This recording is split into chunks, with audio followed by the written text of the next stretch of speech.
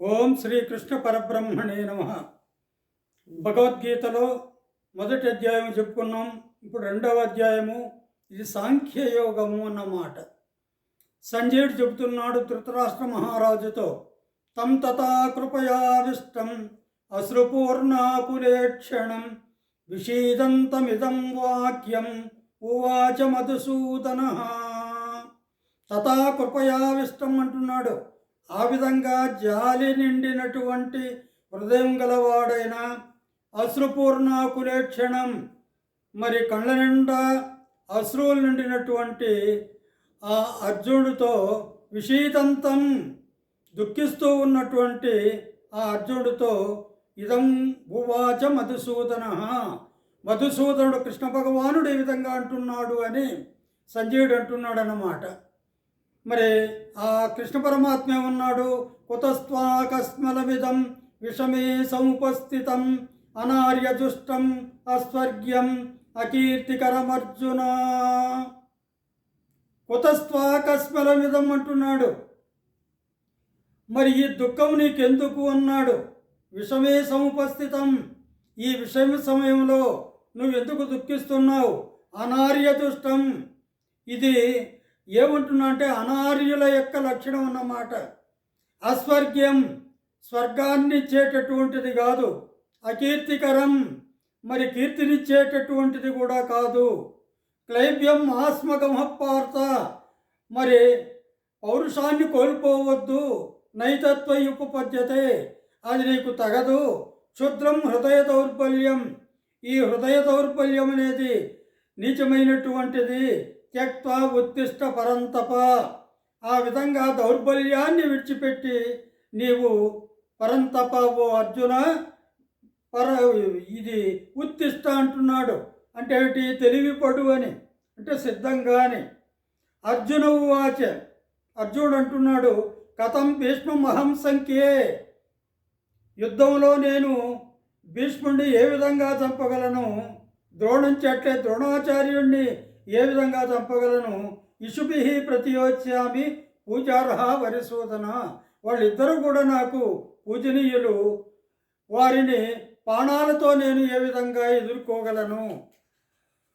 కురూన హత్వా హి మహానుభావాన్ శ్రేయో భోక్తం ఐక్ష్యం అపీహలోకే, మరి మహాత్ములైనటువంటి ఆ గురువులను మరి చంపకుండా ఉంటేనే నేను శ్రేయస్సును పొందుతాను అంటున్నాడు.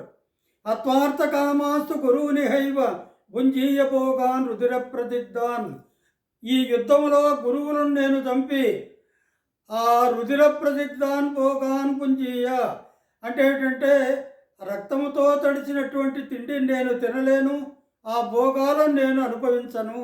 నైతద్విద్మ కతరన్నో కరియో యద్వా జయేమ యదివానో జయేయు, మరి ఈ యుద్ధంలో మరి వాళ్ళు జయిస్తారో నేను జయిస్తానో తెలియదు.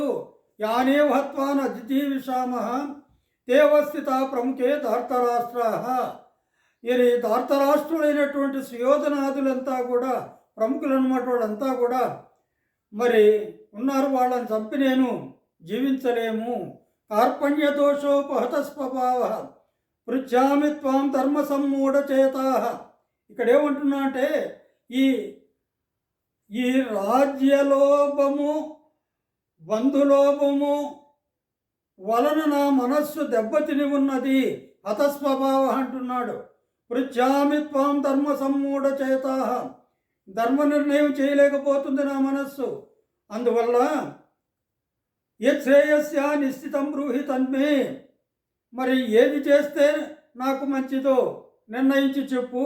శిష్యస్తేహం, నీకు నేను శిష్యుడను. శాది మాం త్వాం ప్రపన్నం, త్వాం ప్రపన్నం మాం, నిన్ను శరణగోరినటువంటి నన్ను శాది అంటే చెప్పుము, శాసించుము అంటున్నాడు. నహి ప్రపశ్యామి మమాపనుద్యాత్ యత్సోకముచ్చోషణమింద్రియాణం అవాప్య భూమౌ అసంపత్నమృద్ధం రాజ్యం సురాణమపి చాధిపత్యం అన్నమాట.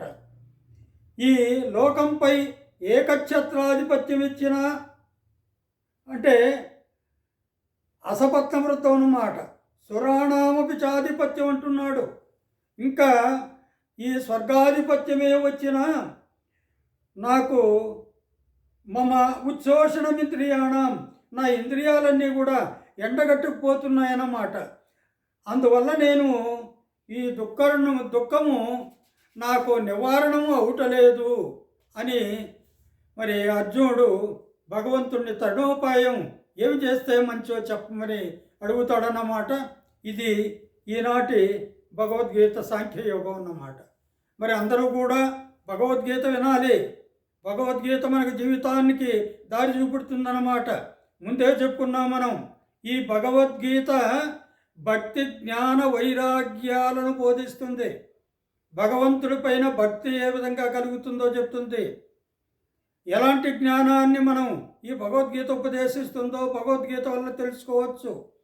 వైరాగ్యం కూడా అంటే మనం ఈ భోగాలపైన వాటిపైన వీటిపైన కోరిక లేకుండా వైరాగ్యాన్ని పొందాలనుకుంటాం కదా, ఆ వైరాగ్యాలను కూడా మనకు భగవద్గీత బోధిస్తుంది. అందువల్ల మనం అందరం కూడా ప్రతిరోజు భగవద్గీత విందాము. మరి సరళమైనటువంటి భాషలో మీకు అందరికీ ప్రతి శ్లోకాన్ని వివరించి చెప్పడానికి నేను ప్రయత్నిస్తున్నాను. మీరంతా కూడా వినాలి అని అనుకున్నప్పుడు ఏమి చేయాలి? మీరంతా కూడా పోలవరపు మీడియాను సబ్స్క్రైబ్ చేసుకొని అందరూ కూడా అందరూ కోరుకోవడం, గుర్తించడం ఇవన్నీ చేయాలని అందరూ కూడా నన్ను ఆమోదం తెలపాలని కోరుతూ మీ యొక్క సబ్స్క్రిప్షన్ కోసం ఎదురు చూస్తూ ఉంటాను.